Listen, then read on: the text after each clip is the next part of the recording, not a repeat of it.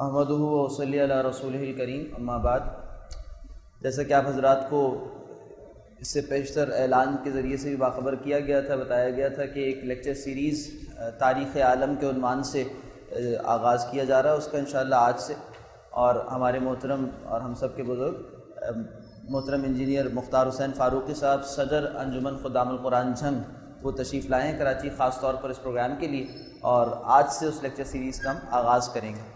ترتیب اس طرح سے رہے گی کہ روزانہ پیر سے جمعے تک صبح کے 3 کلاسز ہوا کریں گی، یعنی 9:50 سے لے کر دوپہر 1 بجے تک۔ جمعے کے دن 2 کلاسز ہوں گی، اور اس کے بعد ہفتے کو 4 لیکچرز ہیں، جیسے کہ نوٹس بورڈ پر ترتیب لگا بھی دی گئی ہے، آپ حضرات کے علم میں بھی ہے۔ اور مزید کسی تاخیر کے بغیر ہم آغاز کرتے ہیں۔ میں دعوت دوں گا محترم انجینئر مختار حسین فاروقی صاحب کو کہ وہ تشریف لائیں اور اپنی اس لیکچر سیریز کا آغاز کریں۔ اس کی ترتیب اور اس کے جو بقیہ ذیلی عنوانات ہیں اس کا تعارف انشاءاللہ فاروقی صاحب خود ہی آپ حضرات کے سامنے رکھیں گے۔ جزاکم اللہ خیر۔ السلام علیکم ورحمۃ اللہ۔ بسم اللہ الرحمن الرحیم۔ جیسے کہ ابھی بتایا گیا ہے، ہم چند دن جو آگے آنے والے ہیں اس میں تاریخ اسلام بالخصوص اور انبیاء کرام کے حالات کے بارے میں جو کچھ قرآن مجید میں آیا ہے یا تاریخ میں موجود ہے، محفوظ ہے، اس کا تذکرہ کریں گے۔ تاریخ کا یہ مطالعہ کئی لحاظ سے بہت ضروری ہے۔ دنیا کی ہر قوم جو بھی کسی علاقے میں آباد ہے، صاف ظاہر ہے کہ انسانوں کا گروہ اور مجموعہ اور انسانوں کا معاشرہ کوئی کہیں بھی آسمان سے نہیں ٹپکتا، بلکہ جو بھی آج انسان موجود ہے اس کا رشتہ حضرت آدم تک پہنچتا ہے، تبھی تو دنیا میں موجود ہے۔ لہٰذا جو کچھ آج ہم ہیں وہ یقیناً کل کے نتیجے میں ہیں، اور جو 100 سال پہلے ہمارے آباء و اجداد تھے انہوں نے جو کچھ کیا تھا وہ کوئی اچھے کام کیے تھے یا غلطیاں کی تھیں، اس کے بعد اس کے نتائج نکلے، پھر کسی نے اچھے کام کیے، ہوتا ہوتے آج جو بھی حالات کا حاصل ضرب ہے وہ آج ہم موجود ہیں۔ تاریخ انسانی میں دلچسپی اس لحاظ سے بھی ضروری ہے کہ جتنے علوم دنیا میں پائے جاتے ہیں اس میں تاریخ کی مثال ایسے ہی ہے جیسے ایک انسان کے وجود میں اس کا حافظہ ہے۔ روڈ سائڈ کوئی ایکسیڈنٹ ہوتا ہے اور ہیڈ انجری ہو جاتی ہے نا اگر، تو کبھی کبھی ایسی صورتحال پیدا ہو جاتی ہے کہ آدمی صحیح سلامت ہے، اس کو ہوش بھی آ جاتا ہے، آنکھیں بھی کھل جاتی ہیں، لیکن اس کا حافظہ برقرار نہیں رہتا۔ تم کون ہو کوئی پتہ نہیں، کہاں سے آئے ہو کوئی پتہ نہیں، تمہارے والد کا کیا نام ہے کوئی پتہ نہیں، رہتے کہاں ہو کوئی پتہ نہیں۔ تو ایسی صورت میں اس آدمی کا زندہ رہنا یا نہ ہونا برابر ہو جاتا ہے۔ وہ قوم اسی طرح ہوتی ہے جس کو یہ پتہ نہیں کہ ہمارا ماضی کیا ہے، ہم کون ہیں، ہمارے ساتھ پہلے کیا سلوک ہوتا رہا ہے، ہم کیا کرتے رہے ہیں، ہمارے آباء و اجداد کیا تھے، آج ہم یہاں ہیں تو کس وجہ سے ہیں، اور آئندہ ہمارا نقشہ کیا ہوگا۔ یہ اسی آدمی کی طرح ہے جس کی یادداشت ہے۔ ہم مسلمان اس معاملے میں اور زیادہ تاریخ کے لحاظ سے ہماری ذمہ داری بنتی ہے کہ ہم تاریخ کو پڑھیں، کہ آپ سب جانتے ہیں ماشاءاللہ، آپ نے 1 سالہ کورس اور 2 سالہ بھی کر لیا بعض لوگوں نے، کہ جاپانی اگر ہیں تو ان کے پاس کوئی مشن نہیں ہے تاریخ میں کہ وہ دنیا کو ڈیلیور کرنے کے لیے ان کے پاس کوئی مشن ہو۔ امریکنز ہیں تو ان کے پاس کوئی مشن نہیں۔ مسلمانوں کے پاس ایک مشن ہے، ہم انبیاء کے وارث ہیں، ہم ابراہیم علیہ السلام کی وراثت کے امین ہیں، ہم محمد رسول اللہ صلی اللہ علیہ وسلم کے ماننے والے ہیں۔ ختم نبوت کے نتیجے میں اس مشن کا بوجھ ہمارے کاندھوں پر ہے، وہ مشن ہم نے آگے پہنچانا ہے۔ ہمارے اسلاف میں کسی نے وہ پہنچایا تھا اور دنیا میں عروج حاصل کیا تھا، دنیا ان کو اچھے نام سے یاد کرتی ہے۔ بعد میں کوئی دور آیا کہ وہ مشن ہم بھول گئے، پھر کچھ حالات خراب ہو گئے، پھر غلامی کا دور آ گیا۔ آج ہم جہاں کھڑے ہیں کیا یہی ہمارا مقدر ہے؟ کیا یہی کچھ ہم مسلمانوں کی حیثیت سے کر سکتے ہیں؟ ہماری آئندہ ذمہ داری کیا ہے؟ اس مشن کو ہم نے آگے کیسے بڑھانا ہے؟ وہ مشن ختم ہو گیا ہے، بقایا ہے؟ یہ سارے سوالات ہیں کہ دنیا کی دوسری اقوام کے مقابلے میں مسلمانوں کو اس کا جواب بھی دینا ہے اللہ کے ہاں۔ اگر جاپانی اپنی تاریخ بھول جائیں بالفرض تو ان سے کوئی محاسبہ نہیں ہوگا، امریکنز بھول جائیں تو ان سے بھی کوئی محاسبہ نہیں ہوگا۔ لیکن اگر ہم تاریخ میں دلچسپی نہ لیں اور اپنے ماضی کو نہ دیکھیں اور ایک تاریخی تسلسل کے ساتھ جو ہمارے کاندھوں پر ذمہ داری آ رہی ہے ختم نبوت کے نتیجے میں، اس کو پہچان کر اس کو ادا نہ کریں تو صاف ظاہر یہ قصور کس کا ہوگا؟ قصور تو ہمارا۔ قیامت کے دن تو پوچھا جانا ہے، سوال ہونا ہے، اور ہم اگر کہیں جی تاریخ ہمیں اچھی نہیں لگتی تھی اور ہمیں تو پڑھائی نہیں گئی اور ہمیں تو بتایا نہیں گیا، تو یہ جواب جو ہے یہ شافی جواب نہیں ہوگا۔ ہم مسلمانوں کو جو ہماری روایات ہیں، جو ہمارے دین کے تقاضے ہیں، جو قرآن و حدیث کے مقتضیات ہیں، اس کے نتیجے میں ہمیں اپنی تاریخ سے از حد واقفیت بہت ضروری ہے۔ ہمیں اس کی جو ڈیٹیلز ہیں اس میں بھی جانا چاہیے۔ یہ جو سلسلہ کچھ تقاریر کا ہے جو ہم یہاں آج سے شروع کر رہے ہیں، اس میں پہلا لیکچر تو تمہیدی سا ہے، اس میں کچھ عمومی باتیں آپ کے سامنے رکھوں گا۔ اس کے بعد جو لیکچر آ رہے ہیں اس میں رسول اللہ صلی اللہ علیہ وسلم کی تاریخ سے لے کر اور قیام پاکستان تک یا اس کے بعد کے جو حالات ہیں وہ میں آپ کے سامنے رکھنے کی کوشش کروں گا۔ رسول اللہ صلی اللہ علیہ وسلم کی تاریخ بیان کرنے سے پہلے یا ان کے دور کے حالات بیان کرنے سے پہلے یہ بات بہت ضروری ہے کہ ہم اس بات کو سمجھنے کی کوشش کریں کہ دنیا میں ہم انسان جو ہیں، اللہ نے انسان کو کس لیے پیدا کیا، اس کا مقصد کیا ہے، انسان کے اندر اللہ نے کون سی صلاحیتیں رکھی ہیں، پھر انسان کے لیے وحی کی ضرورت کیا ہے۔ ہم اس تاریخ کے سلسلے کو محمد رسول اللہ صلی اللہ علیہ وسلم کی تذکرے سے شروع کر رہے ہیں تو صاف ظاہر ہے کہ یہ نبوت کا سلسلہ کیوں ضروری ہے، اللہ نے کس لیے جاری کیا تھا، انسان میں کون سی کمزوری ہے کہ جس کمی کو پورا کرنے کے لیے اللہ تعالیٰ نے وحی کا سلسلہ جاری فرمایا۔ پھر حضرت آدم علیہ السلام سے لے کر اور حضرت عیسیٰ علیہ السلام تک یہ سلسلہ کن مراحل سے گزر کر وہاں تک پہنچا ہے، وہ جب تک پورا نقشہ ہمارے سامنے نہ ہو، ہم صرف آخر سے اگر شروع کر دیں گے حضرت محمد صلی اللہ علیہ وسلم کے تذکرے سے بات تو پھر وہ ماضی سے کٹی ہوئی لگے گی۔ تو میں چاہتا ہوں کہ چاہے اختصار کے ساتھ بات ہو، ہم اس گفتگو کے سلسلے کو ابتدائے کائنات سے جو ہے وہ اس کے ساتھ جوڑ دیں اور پورا ایک خاکہ سا ہمارے ذہن میں ایک ہیولا سا ایک بلو پرنٹ سا بن جائے کہ تاریخ یہ ہے انسانیت کی اور کائنات کی، اور اس طرح اللہ تعالیٰ نے انسانوں کی رہنمائی کے لیے انبیاء کا سلسلہ جاری فرمایا تھا اور وحی کا نزول کیا تھا، اور اسی سلسلے میں کلائمیکس پر پہنچے ہیں محمد الرسول اللہ صلی اللہ علیہ وسلم، اور اللہ تعالیٰ نے پھر قرآن پاک نازل کیا ہے اور ساتھ ہی ختم نبوت فرما دی۔ اب اس کے بعد سے پھر ہماری ذمہ داریاں شروع ہو جاتی ہیں کہ بحیثیت مسلمان پھر مسلمانوں نے اللہ کے رسول صلی اللہ علیہ وسلم سے وہ ہدایت اخذ کر کے، وہ قرآن وصول کر کے اور ان کی تعلیمات کو حرز جان بنا کر آگے پھر کیا کیا ہے، یہ تاریخ اسلام۔ اس میں ایک تاریخ ہے جو مسلمانوں کی تاریخ ہے کہ مسلمان نام کا ایک بادشاہ آ گیا، پھر دوسرا آ گیا، پھر دو لڑ پڑے، اس نے اس سے کچھ چھین لیا، اس نے اس کو مار دیا، یہ مسلمانوں کی تاریخ ہے۔ ایک اسلام کی نظریاتی تاریخ ہے کہ ایمان کے اعتبار سے صحابہ کا دور سب سے اچھا دور تھا، اس کے بعد ایمان میں کمزوری آتی چلی گئی، اضمحلال آتا چلا گیا، پھر بعد میں مجددین اٹھتے رہے۔ ایک حدیث کے مطابق رسول اللہ صلی اللہ علیہ وسلم نے خود فرمایا ہے کہ ختم نبوت کے نتیجے میں اللہ تعالیٰ نے جو کئی کام اور کئی اس امت میں سہارے دیے ہیں کہ ختم نبوت کے نتیجے میں جو خلا ہے وہ کیسے پر ہوگا، اس میں سے قرآن مجید کی حفاظت ہے، اور ایک ایسے گروہ کا دنیا میں ہر دور میں موجود رہنا ہے جو حق پرست ہوگا۔ اسی میں یہ بھی ہے کہ اللہ تعالیٰ ہر صدی کے راس پر، اب اس سے شروع آغاز مراد لیں، وسط مراد لیں، اخیر مراد لیں، کہ مجددین پیدا کرتا رہے گا جو اپنے زمانے کے مطابق دین پر جو گرد پڑ گئی ہے یا لوگوں کی عدم دلچسپی کی وجہ سے دین سے دوری پیدا ہو گئی ہے اس کو دور کرتے رہیں گے۔ من یجدد لہا دینہا، جو لوگوں کے لیے دین کی تجدید کرتے رہیں گے، دین کی تعلیمات کو جیسے شیشہ صاف کر دیتے ہیں اس سے پھر سارا کچھ صحیح نظر آ رہا ہوتا ہے، اس لیے دین کی تعلیمات جب غیر واضح ہو جاتی ہیں تو مجددین ان کو دوبارہ لوگوں کے سامنے صحیح طریقے پر واضح کرتے رہیں۔ اب یہ بھی ہے سارا صاف یہ تاریخ انسانی میں اب کون مجدد ہے، اس نے کیا کام کیا ہے، اس دور میں کیا خرابی تھی، صاف ظاہر ہے نبی کامل ہوتے تھے، جو نبیوں کے بعد ہیں مجددین کو کامل تو نہیں ہو سکتا، کسی ایک شعبے میں اس نے کام کیا ہوگا۔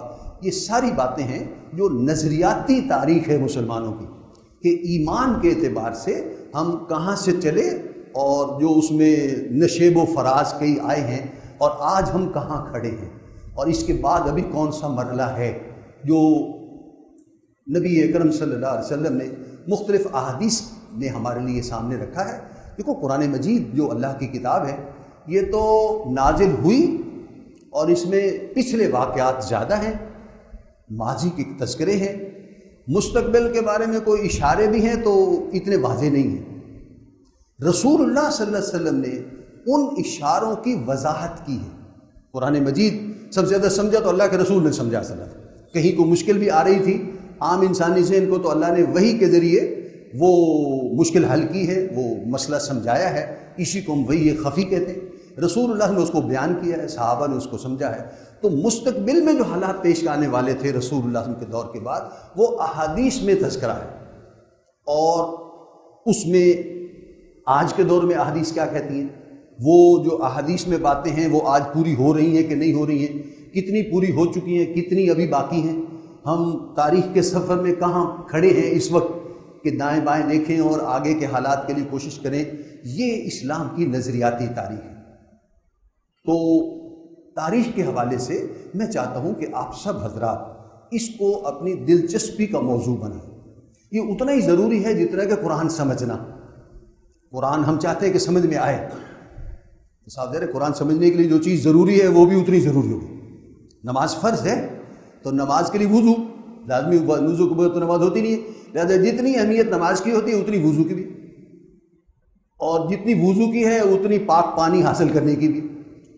تو تگو کرو، پانی حاصل کرو اور وضو کرو تو نماز پڑھو۔ تو اسی طریقے پر قرآن سمجھنے کے لیے جو چیز جتنی اہم ہوگی وہ بھی قرآن پاک کی طرح اس کی اہمیت ہو جائے گی، اس کی حفاظت، اس کو حاصل کرنا، اس کو یاد کرنا، اس کو تازہ کرنا، یہ چیزیں جو ہیں یہ اس پہلو سے بھی تاریخ قرآن مجید کو سمجھنے کے لیے ہمارے لیے بہت ہی بنیادی چیز بنتی ہے۔ میں یہاں آپ کے سامنے اس وقت تاریخ انبیاء کا کچھ تذکرہ کر رہا ہوں، میں کوئی تفصیل میں تو نہیں جا سکتا، 10-20 منٹ میں 15 منٹ میں جو بھی چاہتے ہیں، بہرحال ہم رسول اللہ صلی اللہ علیہ وسلم سے پہلے کا جو انبیاء کا سلسلہ ہے اس کا کچھ تذکرہ کر دیں۔ سب سے پہلے جو بات آئے گی اس ضمن میں کہ آپ حضرات قرآن مجید میں پڑھ بھی چکے ہوں گے، دورہ ترجمہ قرآن آپ سن چکے ہیں، اس میں بھی بات کئی مرتبہ آ چکی ہوگی کہ اللہ تعالیٰ نے یہ کائنات کئی دنوں میں پیدا کی۔ 6 دن کا تذکرہ اللہ تعالیٰ کرتے ہیں۔ اللہ تعالیٰ نے یہ کائنات بنائی ہے اور اس میں مختلف عالم ہیں۔ رب العالمین ہے اللہ تعالیٰ، جتنے بھی عالم پیدا کیے ہیں ہمیں نہیں پتا، بہرحال ان سب کو اللہ نے پیدا کیے، اللہ تعالیٰ ہی چلا رہا ہے۔ اس ساری تخلیق میں انسان کلائمیکس پر کھڑا ہے، انسان اشرف المخلوقات ہے، انسان احسن تقویم پر پیدا کیا گیا ہے، انسان ہر اعتبار سے، جسمانی لحاظ سے، روحانی اعتبار سے یہ اللہ کا دنیا میں خلیفہ کہلاتا ہے۔ قرآن مجید میں یہ لفظ آیا ہے۔ تو انسان اللہ تعالیٰ کی ساری کریشن میں، تخلیق میں، موجودات میں سب سے اعلیٰ ہے۔ اللہ تعالیٰ کا اتنا، یعنی اس میں اللہ تعالیٰ نے جذبہ، حوصلہ، صلاحیتیں اور ایک تھرل اور جذبہ رکھا ہے کہ اللہ تعالیٰ نے اسے اپنا نائب قرار دیا۔ یہ انسان جو ہے اس کے 2 وجود ہیں، مجھے زیادہ وضاحت کی ضرورت نہیں ہے۔ ایک انسان کا جسمانی وجود ہے اور ایک انسان کا روحانی وجود ہے۔ سورہ اعراف کی تشریح میں آپ نے پڑھا ہوگا، مجھے اس کے لیے دلائل دینے کی ضرورت نہیں ہے کہ اللہ تعالیٰ نے انسانی روحوں کو پہلے پیدا کر دیا تھا، تمام انسانوں کی روحیں پہلے پیدا کر دی تھی اور ان سے ایک عہد بھی لیا تھا جسے عہد الست کہا جاتا ہے، اور انسانی روحوں نے اللہ سے وعدہ کیا تھا۔ معرفت خداوندی کا ایک ان بلٹ تصور ہر انسان کی سرشت میں شامل ہے۔ کوئی انسان کی جو بھی کوئی احساسات ہیں یا جو بھی کوئی فیلنگز ہیں اس میں بات وہ موجود ہے۔ الستو بربکم قالوا بلی۔ پھر اللہ تعالیٰ نے انسان کو پیدا کیا، حضرت آدم علیہ السلام کی تخلیق کی ہے، پھر وہ روح اس میں لا کے ڈالی جاتی ہے، پھر انسان اس روح ڈالے جانے کی وجہ سے مسجود ملائک بنا. انسانی جسم مسجود ملائک نہیں بنا، اس روح کے ڈالے جانے کے بعد انسان مسجود ملائک بنا. قرآن مجید میں جہاں بھی دس کا سورہ صاد ہے، سورہ ہجر ہے، اس روح کے ڈالے جانے کے بعد انسان کو سجدہ کرایا گیا. یہ سجدہ اس طرح کا سجدہ نہیں تھا جیسے ہم سجدہ کرتے ہیں. اگر اس طرح کا سجدہ مانا جائے تو کئی اشکالات سامنے آ جائیں گے نا، کہ فرشتوں کو بھی ہاتھ مانے جائیں گے، گھٹنے ماننے پڑیں گے، ماتھا ماننا پڑے گا، جو کہ فرشتے اس چیز سے پاک ہیں. لہٰذا اس طرح کا سجدہ تو نہیں ہو سکتا. وہ سجدہ ایک اوبیڈینس کا سجدہ تھا، ایک مانوی قسم کا تھا کہ اللہ تعالیٰ اس دنیا میں پہلے سے جن موجود ہیں اور فرشتے موجود ہیں، ایک نئی مخلوق انسان کو بھی پیدا کر رہا ہے. تو جو پہلے سے مخلوقات موجود ہیں انہیں اس جو بعد میں آنے والی مخلوق ہے اس کی اوبیڈینس کرنی ہوگی، اس کو راستہ دینا ہوگا، اس کو آزادی دینی ہوگی. جن جو ہے وہ بھی انسانوں کی طرح ایک بااختیار مخلوق ہیں. فرشتے اختیار نہیں رکھتے. لا یعصون اللہ ما امرہم ویفعلون ما یؤمرون. اسی لیے فرشتوں کے لیے کوئی جنت اور دوزخ کا تصور بھی نہیں. جب اختیار ہی نہیں ہے اللہ کی نافرمانی کا تو بدلہ اور سزا جزا کا کوئی تصور نہیں. جبکہ جن جو ہیں وہ یہ اختیار رکھتے ہیں.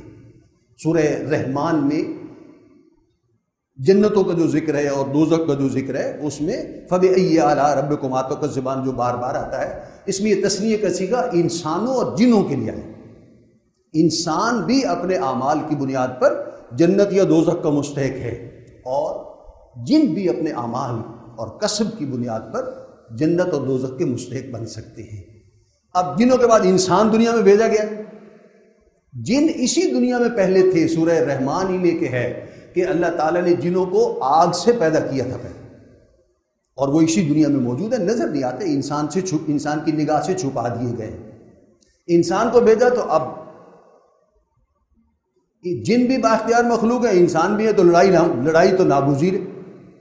دو چیزیں اگر اپنی مرضی رکھتی ہوں، اسی میز یہ میرے سامنے ہے، اس پر دو کھلونے چابی والے وہ چھوڑ دیے جائیں تو ٹکرا جائیں.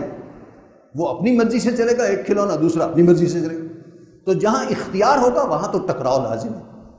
تو اللہ تعالیٰ نے انسانوں کو جب بھیجا ہے اس دنیا میں تو جنوں سے تو یہ عہد لیا کہ تم اس انسان کو راستہ دو گے.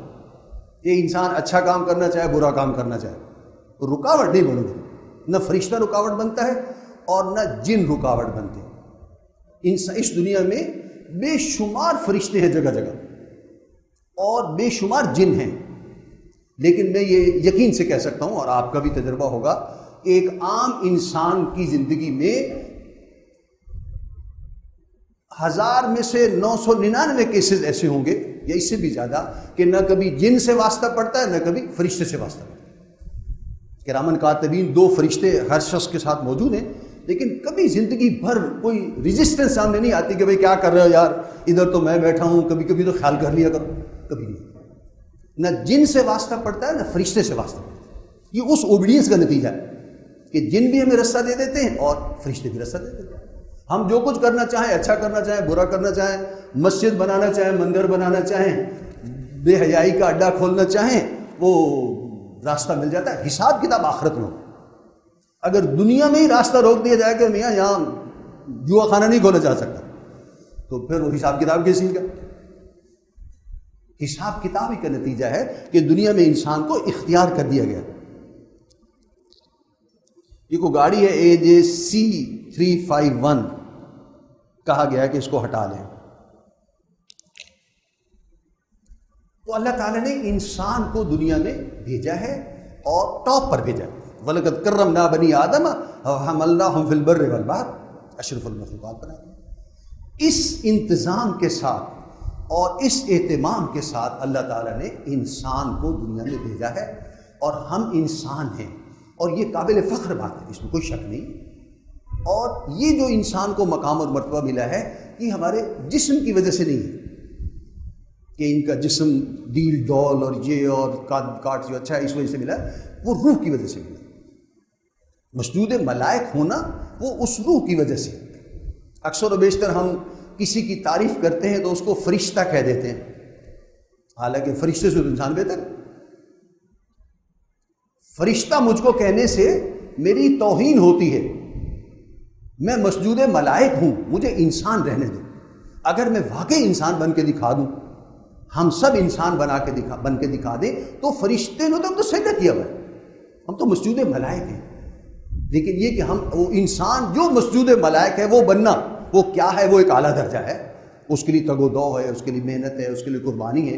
یہ قرآن کا سیکھنا سکھانا سارا وہ اس مقام اور مرتبے کو حاصل کرنے کے لیے ہے جو حاصل کریں گے۔ سورہ 3 میں جو کہا گیا ہے کہ لقد خلقنا الانسان فی احسن تقویم ثم رددناہ اسفل سافلین، پیدا تو اللہ نے بہت اونچا کیا ہے، لوگ گر جاتے ہیں، الا الذین آمنوا وعملوا الصالحات، ہاں دوبارہ اس کو ریگین کیا جا سکتا ہے اس درجے کو، بشرطے کہ آپ دین کے تقاضے پورے کریں، ایمان لائیں، عمل کریں، تواسب الحق تواسب سب یہ کریں تو اس مقام کو دوبارہ ریگین کیا جا سکتا ہے۔ یہ انسان ہے جو اللہ نے اس دنیا میں بھیجا ہے، اور اس میں بہت ساری مثبت ویلیوز، صلاحیتیں، قوت انسان کو دے کر بھیجا گیا۔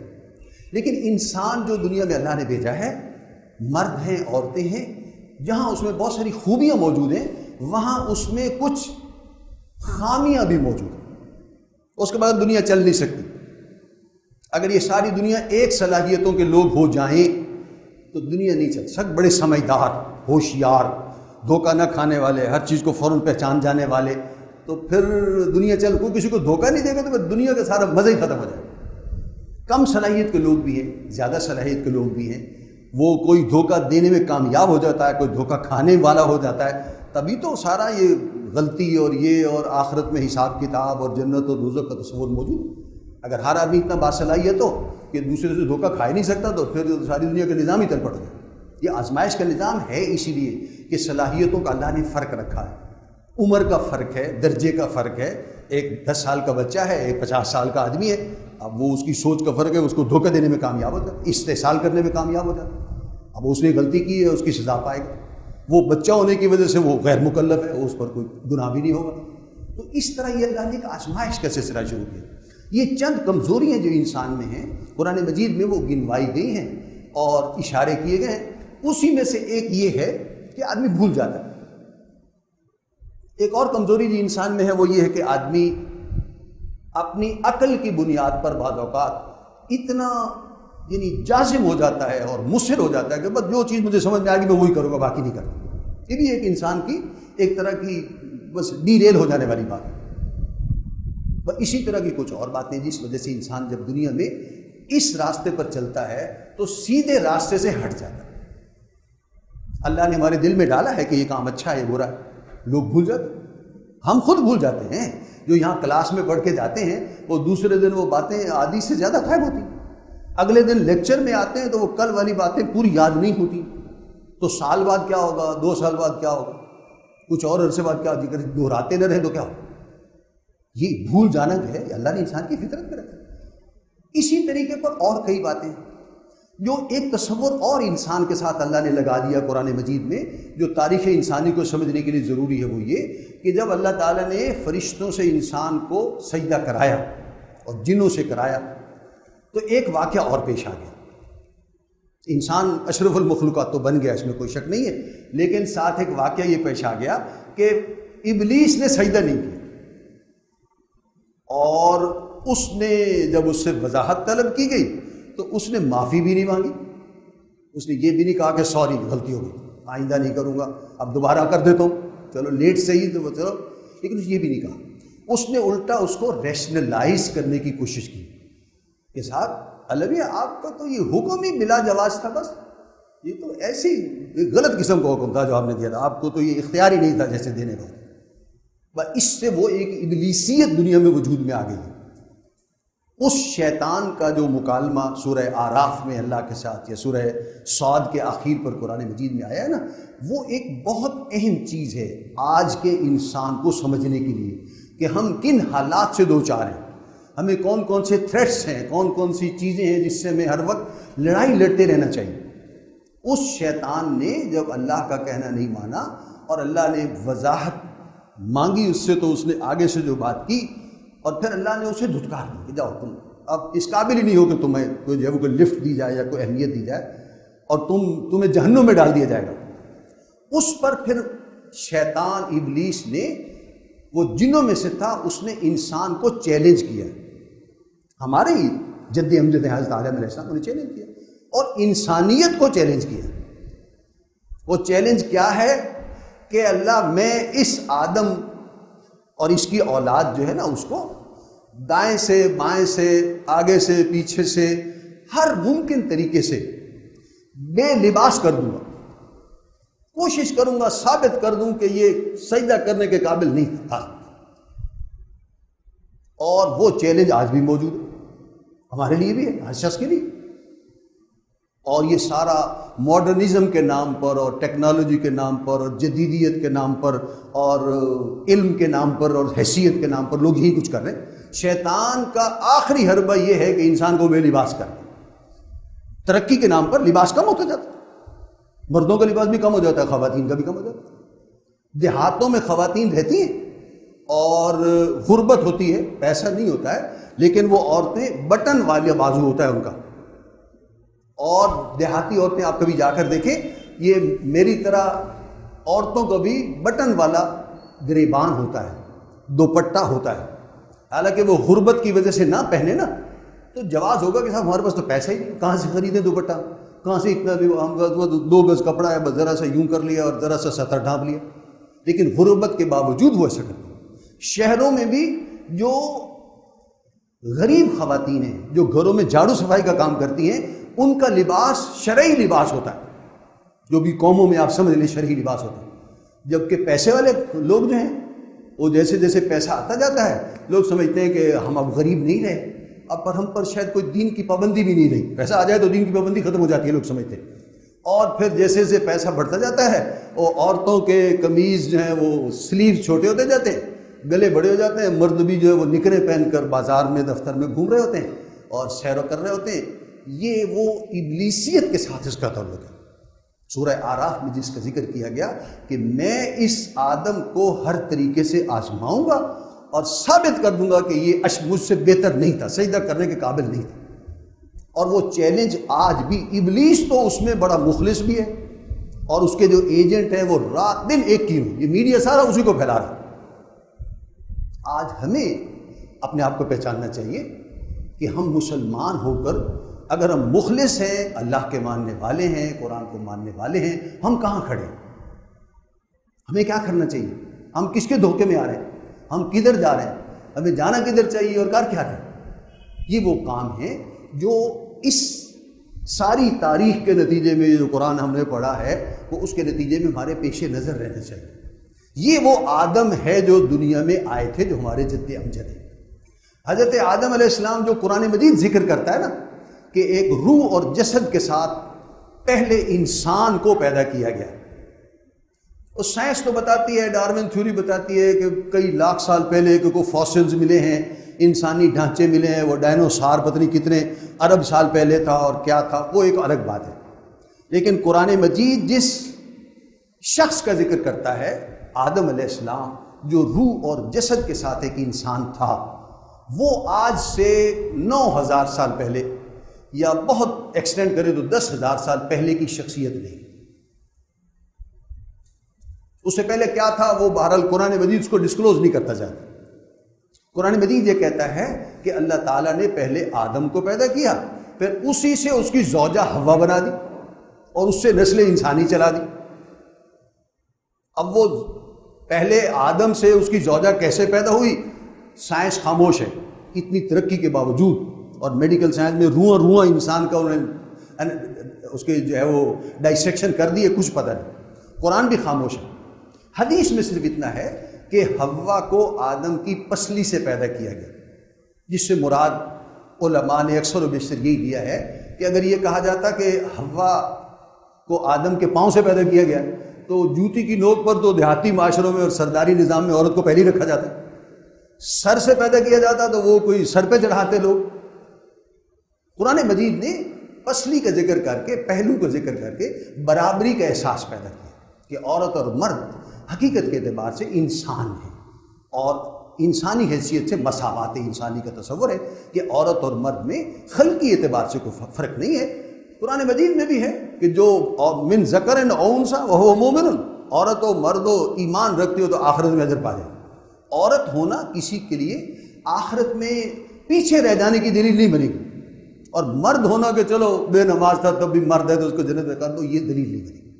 اعمال کی بنیاد پر ہے، آزمائش ہے دنیا۔ تو یہ آدم علیہ السلام دنیا میں تشریف لائے، وہ پہلے انسان ہیں، پہلے نبی ہیں۔ جو بات اس کے ساتھ یاد رکھنی چاہیے جو آدم علیہ السلام کے واقعے میں قرآن مجید میں ہے کہ اس دنیا میں آنے کے ساتھ ہی اللہ تعالیٰ نے یہ بات واضح کر دی تھی کہ اپنی عقل سے صرف اس دنیا میں زندگی نہیں گزاری جا سکتی، یہ بات طے ہے۔ دنیا میں ہیں آج بھی ایسے معاشرے جو نبیوں کی تعلیمات سے نابلد ہیں، یکسر محروم ہیں، آج بھی ایسے معاشرے موجود ہیں۔ لیکن جو معاشرے بھی محروم ہیں یا جان بوجھ کے انبیاء کی تعلیمات کو ایک طرف رکھ دیا ہے، وہ معاشرے آج بھی ٹھوکریں کھا رہے ہیں، حیوانوں کی سی زندگی گزار رہے ہیں۔ پہلے انبیاء کے دور میں بھی ایسے تھا، لوگ تھے سامنے۔ سورہ یاسین کے دوسرے رکوع میں وہ الفاظ آئے ہیں کہ اللہ تعالیٰ نے 3 رسولوں کا ذکر کیا ہے۔ کسی بستی میں 3 رسول، 2 رسول بھیجے تھے، پھر تیسرا بھیج دیا۔ لیکن عوام نے کیا کہا؟ اللہ کو کیا ضرورت ہے رسول بھیجنے کی بھائی؟ اور گدھوں کے لیے کوئی رسول آتا ہے؟ شیروں کے لیے کوئی رسول آتا ہے؟ کتوں کے لیے کوئی سمجھانے والا آتا ہے؟ اللہ نے انسان کو بنا دیا ہے، عقل دے دی ہے۔ وما انزل الرحمن من شیء، اللہ رحمان کو کیا ضرورت پڑی کہ نبی بھیجے، رسول بھیجے؟ بس جیسے جانور زندگی گزار رہے ہیں اس طرح تم بھی گزارو بس۔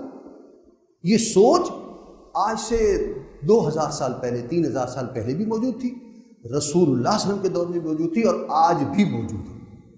وہی کا انکار کرتے ہیں، انبیاء کا انکار کرتے ہیں، اس انسٹیٹیوشن کا انکار کرتے ہیں۔ قرآن مجید جو بات بتاتا ہے، جو ہمیں بحیثیت مسلمان یاد رکھنی ہوگی، اس لیے کہ ہمارا کنفرنٹریشن جو ہے وہ اسی طبقے سے ہے نا۔ ہم کہیں گے جی ہم تو قرآن لے کے پھیلانا چاہتے ہیں، آپ جس کے پاس جائیں گے وہ آگے سے اس مزاج کا ہے تو لازماً ٹکراؤ ہو جائے گا، فرکشن ہوگی، کنفرنٹیشن ہوگی۔ تو قرآن مجید یہ کہتا ہے کہ عقل کی بنیاد پر اس دنیا میں زندگی نہیں گزاری جا سکتی۔ میں زیادہ تفصیل میں نہیں جا سکتا، لیکن چند مثالیں آپ کے سامنے۔ پاکستان بننے سے پہلے ہندو مسلم اس سب کانٹیننٹ میں اکٹھے رہ رہے تھے صدیوں سے۔ مسلمان اللہ کو مانتے تھے اور وہی کی بنیاد پر کھانا پینا، پہننا، لباس، سطر، عورت مرد کے حقوق، نکاح، طلاق قرآن مجید کے مطابق کرتے تھے۔ لیکن جو لوگ اپنی عقل سے فیصلہ کرتے تھے وہ کیا کرتے تھے؟ ہندو مسلمان میں کیا فرق ہے؟ ہندوؤں کے ہاں اب عقل سے نکالیں تو کیا ہوگا کہ جو چاہو کھاؤ، بس ٹھیک ہے، گدھے کا گوشت کھاؤ، کتے کا گوشت کھاؤ، یہ کھاؤ وہ کھاؤ، کوئی مسئلہ نہیں۔ ہندوؤں کے ہاں آج بھی گائے کا پیشاب دنیا کی سب سے پاک چیز سمجھا جاتا ہے۔ انڈیا میں پیک ملتا ہے۔ ابھی کچھ سال پہلے ہماری حکومت جو ہے وہ انڈیا سے بہت ساری چیزیں امپورٹ کر رہی تھی، تو اس میں وہ بھی آنے لگ رہا تھا، تو کچھ پابندی لگوائی گئی تو وہ نہیں آیا، ورنہ تو پیک ملتا ہے وہ آتا ہے۔ ہندو گھر میں صفائی ستھرائی کر کے ہم کوئی عطر گلاب اور کوئی خوشبو سپرے کرتے ہیں، وہ گائے کا پیشاب سپرے کرتے ہیں اور سمجھتے ہیں کہ اب یہ چیز پاک ہو گئی، بس کچن وچن سب پاک ہو گیا، گائے کا پیشاب انہیں چھڑک دیا۔ جبکہ مسلمانوں کے نزدیک جو ہے وہ حرام ہے۔ اسی طرح کھانے پینے میں، اور پاکستان بننے سے پہلے اپنے بزرگوں سے پوچھیں، ریلوے کے جو اسٹیشن ہوتے تھے، ہندو کے نزدیک مسلمان کا گیلا ہاتھ ہندو کو لگ جائے تو اسے نہانا پڑ جاتا ہے، وہ برشت ہو جاتا ہے، ناپاک ہو گیا۔ ہندوؤں کے لیے پانی اسٹیشن کے ایک کونے پر ہوتا تھا اور مسلمانوں کے لیے دوسرے کونے پر ہوتا تھا کہ گیلا ہاتھ ایک دوسرے کو نہ لگ جائے، لڑائی ہو جائے۔ یہ عقل سے نتیجہ نکالے۔ کھانے میں، پینے میں، یہ کرنے میں، وہ کرنے میں جو ہے۔ مرارجی دیسائی انڈیا کا ایک وزیر اعظم تھا 1981-82 میں، وزیر اعظم، پڑھا لکھا آدمی، اور وہ برملا کہتا تھا کہ میں اپنا پیشاب جمع کرتے رہتا ہوں اور 24 گھنٹے کے بعد دوبارہ پی جاتا ہوں۔ عقل انسانی سے اگر آپ نکالنے کی کوشش کریں گے، اخذ کرنے کی کوشش کریں گے کہ کیا کھانا چاہیے، کیا پینا چاہیے، تو اسی طرح کے لطیفے ہی ہوں گے۔ یہ حقائق ہیں، ایک ملک کا وزیر اعظم یہ کہہ رہا ہے۔ اور اس سے جو بات نکالنی چاہیے وہ یہ ہے کہ جو یہ دنیا میں فلسفہ ہے کہ وما انزل الرحمن من شیء، نہیں، انسان کو کھانے پینے میں، رہن سہن میں، لباس میں، اب اگر انسان خود فیصلہ کرنے کے لباس جو مرضی پہن لو، چاہو تو پہنو چاہو تو نہ پہنو، کیا ہوگا پھر بتائیں؟ یورپ سارا ٹھنڈا ملک ہے، مرد 3 پیس سوٹ میں ہوتا ہے، اور عورت بیچاری کا کوئی لباس نہیں ہوتا، اس لیے کہ مرد کو اچھا لگتا ہے کہ وہ لباس نہ پہنے، حالانکہ سردی اس کو بھی لگتی، لیکن وہ مرد چاہتا ہے کہ نہ وہ لباس نہ پہنے۔ اسلام ہے، اللہ نے بتایا ہے کہ یہ ایسے ہونا چاہیے۔ انسان کو واقعتاً ضرورت ہے کہ اپنی عقل سے وہ اپنے لیے فیصلے نہیں کر سکتے۔ جب بھی انسان نے فیصلے کیے ہیں، وہ بس وہ ریڈ انڈینز کا معاشرہ ہو یا واشی ہو یا بربر ہو یا جو بھی قومیں کہلاتی ہیں، اس طرح کی قومیں وجود میں آئیں۔ اسی لیے اللہ تعالیٰ نے پہلا انسان بھی نبی بنا کر بھیجا، وہی دی کہ یہ کرنا ہوگا۔ قرآن مجید میں سورہ طٰہٰ میں ہے کہ آدم علیہ السلام کو جو دنیا میں بھیجا ہے نا، تو ساتھ ہی کہا ہے کہ پھر اللہ تعالیٰ وہی بھیجتا رہے گا، اس کے مطابق زندگی گزارنی ہے۔ سورہ بقرہ میں بھی اسی طرح ہے کہ فرشتے پیغمبروں پر جو ہے وہ وہی لائیں گے اور پیغمبر آتے رہیں گے، وہ اللہ تعالیٰ کی طرف کے پیغمبر آئیں گے، جو ان کی پیروی کرے گا وہ کامیاب زندگی گزارے۔ یہ سلسلہ انبیاء ہے دنیا میں جس کے ہم علمبردار ہیں۔ بنی اسرائیل بھی نبیوں کو مانتے ہیں، ہندو بھی شاید کسی ایک آدھ کو کوئی گزرا ہے تو مانتے ہوں گے، لیکن وہ اس کو بھلا چکے ہیں۔ آج بھی جس کے علمبردار ہیں دنیا میں نبیوں کی تعلیمات کے، وہ صرف مسلمان ہیں۔ اگر کوئی پہلے نبی کو مانتا ہے تو صاحب ظاہر ہے بعد والے نبیوں کو اسے ماننا چاہیے۔ محمد صلی اللہ علیہ وسلم تک سارے نبیوں کو ماننے والے دنیا میں صرف ایک ہی گروہ ہے اور وہ مسلمان ہے۔ لہٰذا ہم پر یہ ذمہ داری بنتی ہے کہ ہم دنیا میں یہ جو فلسفے اور ساری باتیں موجود ہیں اس کو سمجھ کر، اس کے دوران اپنی ذمہ داری کو سمجھ کر اور پوری کنوکشن کے ساتھ اس بات کو آگے لے کے چلیں کہ مسلمان ہونے کا مطلب کیا ہے۔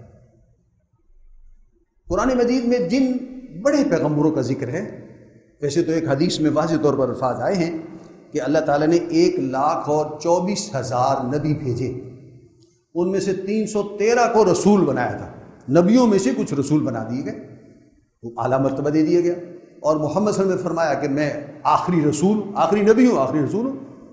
قرآن مجید ایک منطقی کتاب ہے، لاجیکل، ایک نتیجہ ہے اور وہ نتیجہ اگر نہیں سمجھ میں آیا تو دوسرا نتیجہ لازماً نکل آئے گا۔ قرآن مجید میں ختم نبوت کا ذکر ہے۔ ختم نبوت کے معنی کیا ہو گئے؟ اگر ختم نبوت کو مان لیا جائے تو ختم رسالت لازماً اس کا منطقی نتیجہ بن جائے گا کہ نبیوں میں سے رسول بنتے تھے، جب نبی ہی اب نہیں آئیں گے تو رسول کہاں سے بن جائے؟ تو ختم نبوت کا لازمی نتیجہ جو ہے وہ ختم رسالت بھی۔ قرآن مجید میں چند نمایاں جو رسول ہیں ان کا تذکرہ کیا گیا ہے۔ آپ سب جانتے ہیں قرآن مجید کے اس تفصیل سے، حضرت آدم علیہ السلام تو پہلے جد امجد ہیں ہمارے، ان کا تذکرہ موجود ہے قرآن مجید میں۔ اس کے بعد حضرت نوح علیہ السلام کا تذکرہ موجود ہے، پھر حضرت ہود علیہ السلام کا تذکرہ موجود ہے، پھر حضرت صالح علیہ السلام کا موجود ہے۔ اس کے بعد ایک مشہور پیغمبر ہے جن کا تذکرہ قرآن مجید میں حضرت ابراہیم ہے علیہ السلام۔ حضرت ابراہیم علیہ السلام ہمارے لیے بہت اہم ہے، یہ بھی بعد میں بات آ رہی ہے۔ 3 پیغمبر اور ہیں جن کا تذکرہ قرآن مجید میں تفصیل کے ساتھ ہے، وہ حضرت لوط علیہ السلام ہے، حضرت شعیب علیہ السلام ہے، اور حضرت موسیٰ علیہ السلام ہے۔ ان کا تذکرہ قرآن مجید میں کئی مرتبہ آیا ہے اور تفصیل کے ساتھ آیا ہے۔ اس کی کئی وجوہات ہیں، لیکن بہرحال ہمیں کچھ نہ کچھ اپنے ذہن میں خاکہ بنانا چاہیے۔ حضرت آدم علیہ السلام جب دنیا میں آئے، اس کی تفاصیل ہیں بڑی، کہ آدم علیہ السلام کو جب اللہ تعالیٰ نے پیدا کیا تھا تو پھر ایک باغ میں رکھا تھا۔ وہ باغ کون سا تھا، وہ باغ کہاں تھا، وہ زمین پر تھا کہ آسمان پر تھا، اختلاف ہے۔ اس باغ سے پھر اللہ تعالیٰ نے انسان کو ایک خاص مدت کے بعد نکال دیا کہ آدم اور حوا، سورہ بقرہ میں ہے کہ آپ یہاں سے اب چلے جائیں۔ اللہ نے وہ ایک آزمائش میں ڈالا تھا کہ اس درخت کا پھل نہیں کھانا، وہ کھا لیا تو پھر اللہ تعالیٰ نے وہاں سے نکال دیا۔ پھر اللہ تعالیٰ نے اس باغ سے نکال کر اس زمین پر جو ہے یہ جو عام رہائش کے لیے اللہ نے بنائی ہے، اس پر بھیج دیا ہے۔ آدم علیہ السلام کو کہاں اتارا گیا؟ عام طور پر جو مشہور ہے وہ نقشے میں آپ کو کہیں نظر آئے گا، سری لنکا میں اتارا گیا۔ جو مشہور روایت ہے وہ سری لنکا میں کوئی مقام بھی موجود ہے کہ جہاں آدم علیہ السلام کے پاؤں ایک پتھر پر بنے ہوئے ہیں کہ یہاں وہ پتھر ہے اور یہاں وہ نشانی ہے. کتنی صحیح ہے کتنی غلط ہے اس کی نہیں، لیکن ایک اشارے کے طور پہ دنیا میں ایک رائے موجود ہے. حضرت حوا کو کہاں اتارا گیا اس کے بارے میں جو روایت ہے وہ یہ کہ جدہ کے معنی دادی نانی کے ہوتے ہیں نا، تو حوا کو وہاں اتارا گیا تھا.